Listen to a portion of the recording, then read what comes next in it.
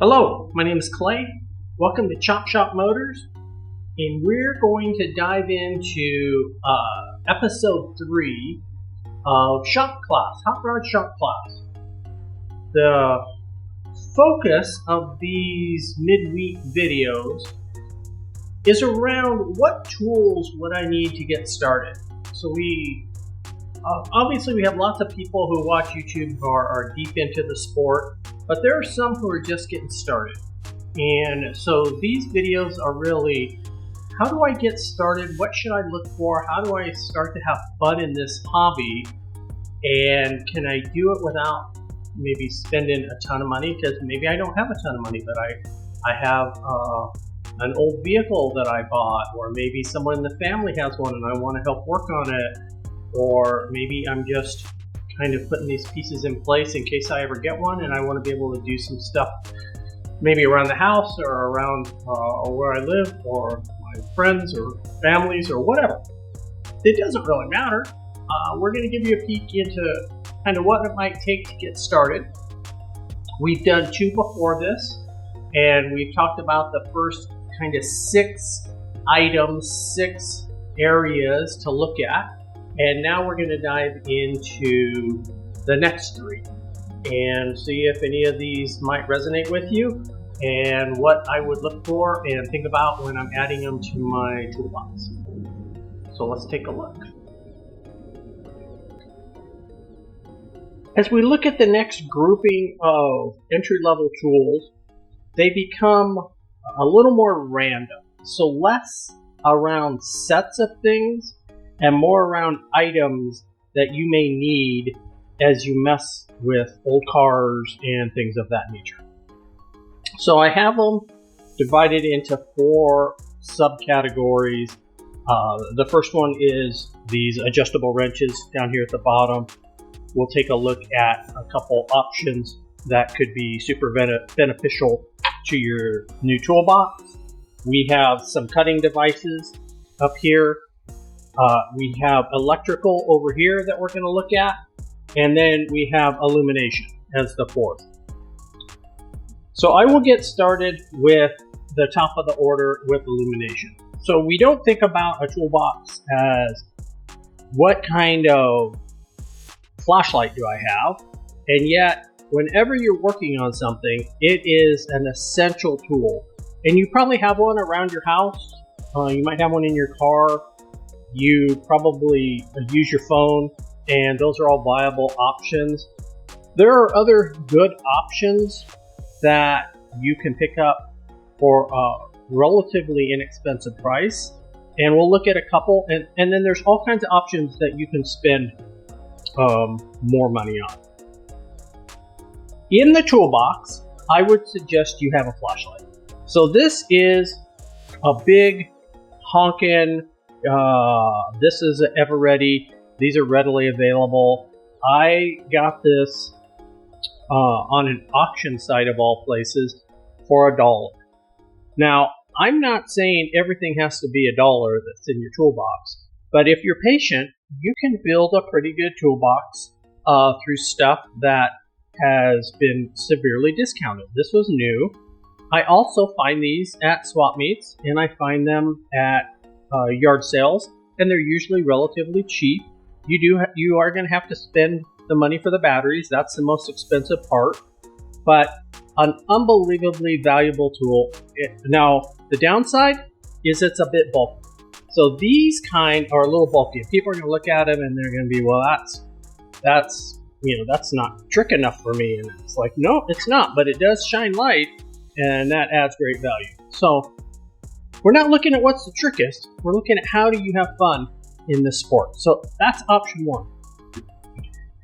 You also have a much smaller light, like a mag light, or a model that replicates a mag light.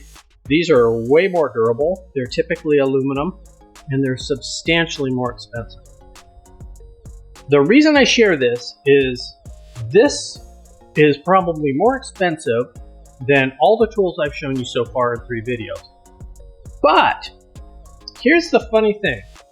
Every Christmas, I end up getting a flashlight from a mother-in-law, one of the kids, a friend.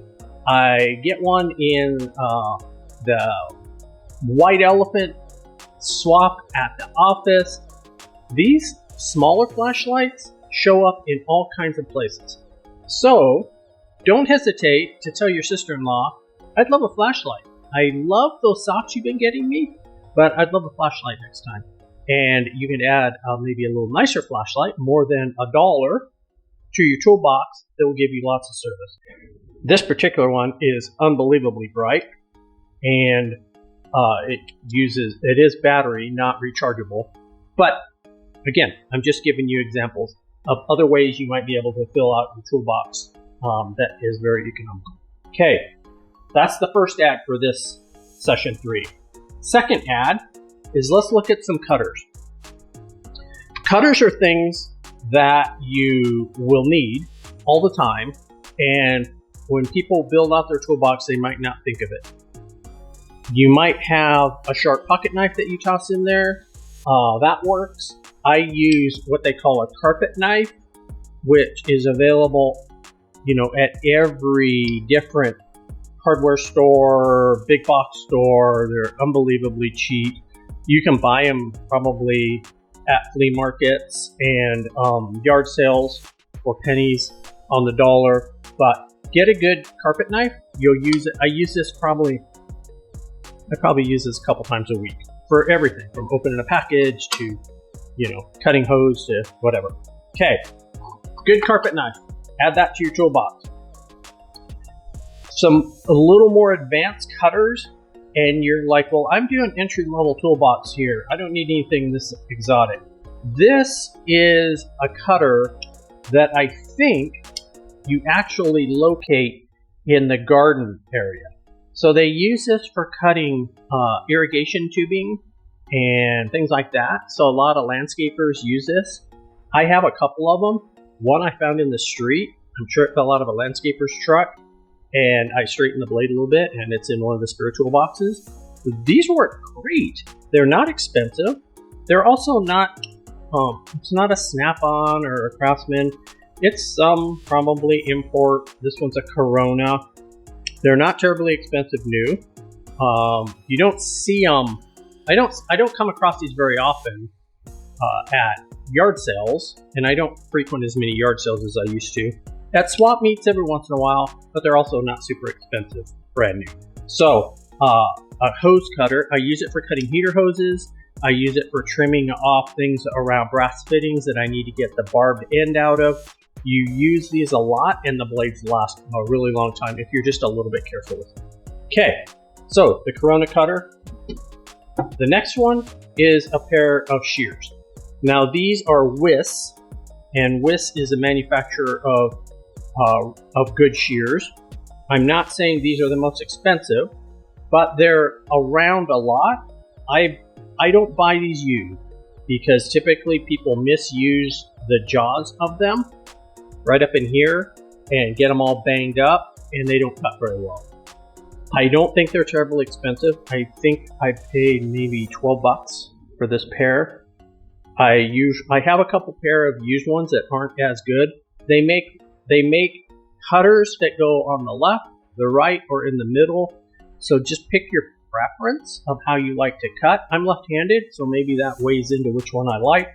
But a Wiss cutter, you'll use it all the time for cutting out, you can cut thick cardboard with it, but you can cut out sheet metal if you're making a little plate for something. It's amazing how many times you use this. So a Wiss cutter, you're going to use a lot. That is the 3 cutters. I threw into this area, even though it doesn't quite fit, a pair of needle nose pliers. I didn't include them in the plier area, and you're going to need these. You drop a clip, you're going to have to fish it out. You're holding something together, you're trying to bend a little tab, you're going to use a pair of needle nose pliers. These are Snap-on, so these are higher end ones, but I bought some off of eBay that were really nice. They were kind of fall into the new old stock category. They were still in the package. but I think I paid $4 for them, and they were like an Ace brand, or a tool company from a hardware store. So not Snap-on, not Matco, nothing like that. They're made in USA, and they work great. So a couple different options for needle nose pliers. Get you a pair; they're going to be super handy. And then ultimately, you're going to want a scraper. This is one of those things that's never on anybody's list until you're working on stuff. And I don't care if you're working on a washing machine, a lawnmower, or a car. You're going to want a scraper. You can sharpen them when they get dull if you have a grinder or a file. And as we get into the sessions that are a little more advanced and they touch on what are the shop tools that you could start to get, I'll show you some grinders and why you would want one of those. Okay, so we touched on illumination and cutters. Next thing, let's talk about electrical. You look at the electrical tools and say, I'm never going to do electrical. Electrical scares me. That's not what I want to mess with. And I totally understand that. But when you mess with old cars, you will inevitably mess with some electrical. And you might just be putting two wires back together on a trailer that you're going to tow that hauls band instruments for your brother, or you might be fixing something under the dash where somebody put a stereo in it. So you're going to want a couple things in the electrical area. One, a critical tool is a test light. Again, this is a Snap-on, and I like it because it's really dependable. It has a good feel to it, but for the price of this one, you could probably buy 20 test lights that will work just fine for you. So don't be too picky. Maybe stay away from the super cheap ones, but there are some other ones that will do the job. And the good part about it is you're just using it to check to see if you have power. It doesn't have to do too much. So you hook one end to the negative of the battery, put this against the positive of the battery. If the light lights up, the test light's working, and you're going to test it all the time. I test the test light every time I use it. So it doesn't have to be a really exotic one, although you could probably buy a pretty decent one, one that feels good and has a nice thick cord and a good alligator clip on it, and you could probably find one for $10. So a test light's a good add to your toolbox. Most of the stuff that we're adding looks like it's miscellaneous, it's not a set, it's not part of something else. You're right. You are going to look at your toolbox like it's Mary Poppins' handbag. You're going to pull out the magic tool that comes out of there that allows you to move something forward, and it's not a gigantic roll away. It's going to be a pretty small self-contained unit, and it's going to have a lot of miscellaneous pieces that allow you to do all kinds of cool stuff. Okay, with the electrical comes a pair of strippers or crimpers. The reason these are essential is because you're probably going to use a butt connector, and you're going to need something that prepares the wire for it and allows you to crimp the connector. Lots of different kinds and companies. These are some generic. These are GB Electrical. I've had these forever. Every different company that you see has a different configuration on the end. For what you're doing to get started, I don't know that it much matters. Get a pair that looks decent and figure out what you like, and then maybe down the road you'll find a different pair that might work a little better. These have a crimper for the butt connector. Hopefully you can see that. That is very aggressive in that it actually dimples the butt connector into the body of the connector and makes a really firm connection. I like that, and I use that all the time versus this end up here that just smashes the butt connector. I found in the butt connector world, when you just smash them, sometimes they still come apart. So I like this in that it actually dimples the connector around the wire, and you rarely have a failure on this kind. That's my 2 cents on the connector. All kinds of different companies do this, and they're not terribly expensive. You can also buy, because you won't be doing a ton of electrical, you can also buy a kit that has a pair of pliers, a little plastic box that looks like a pill box, a few samples of different butt connectors in it, and the whole thing is super cheap. It's import. It's, the quality is whatever the quality is, but it will give you a little bit of everything to do some light electrical. You probably will need that. Here's another pair that I use. I'll share this with you. It doesn't really fit into the entry-level toolbox, but the part I love about it is at the end here, it has a stripper that grabs the wire and pulls the end off. That part's super handy. I use both of these together. I use this one to strip it because it doesn't ever fracture. It grabs the wire with like teeth and pulls the insulation off. It never touches the copper part of the wire, so I never lose any strands of the wire. And then I do the butt connector with this. So just insight into how I do it. This is not essential. I'm just sharing that if you come across one of these at your local swap meet and you're kind of messing with a little bit of wire, this is a really nice feature, and I've had these for a number of years and I use them all the time. Okay, so we have some electrical, we have some cutters, we have some illumination. The last part is a piece that is probably the next tool to add to your box, and that is a couple adjustable wrenches. So this is a Crescent wrench. This is made by Crescent. This is the company that started the whole idea of the Crescent wrench. Crescent company started building this adjustable wrench, and it got deemed the Crescent wrench, and now everybody who makes an adjustable wrench gets to wear the moniker of Crescent wrench, even though they're made by all different companies. It's made in USA. This is a chrome one. I like the chrome ones better because if you're working outside, which I've done a lot of my life, and it's in the dirt or in a dirty environment, the shiny ones, you can see them and pick them up and not lose them. They also make one that's just bare metal, and it's much easier to lose them. I have some of these that were just raw metal, just iron, and they were my dad's, and he painted the handles yellow because that way he could see them. So that's his solution to not losing the tools. He was always worked in outdoor shops, so it was a way to keep from losing your tools. All right, that's the big Crescent wrench. This is like I don't know, maybe this is an 8-inch. I was going to say 10-inch. This is an 8-inch.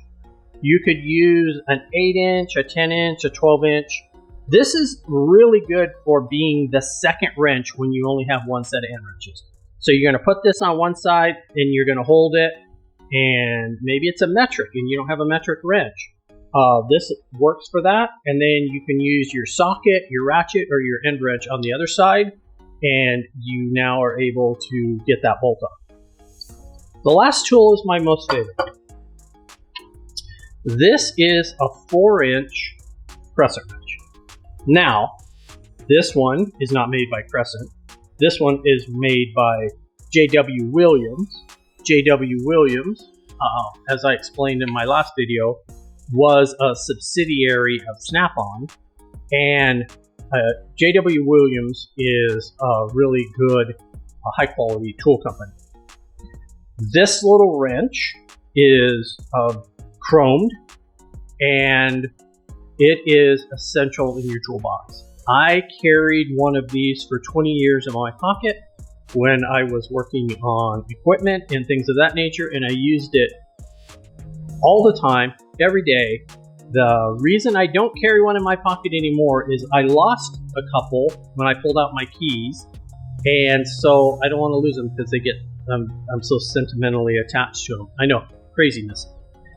These little wrenches are made by, you can get a Snap-on, you can get a Proto. I have a couple Protos that I love the feel of them.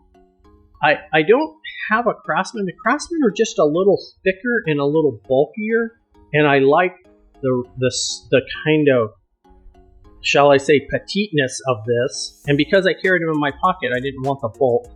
So I like the Williams. I love the Proto, probably my favorite. I think Snap-on makes one, but usually you end up paying a little more for the Snap-on, and I like the Proto better. But these are not terribly expensive.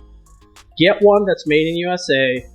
Get one that has nice jaws on the end.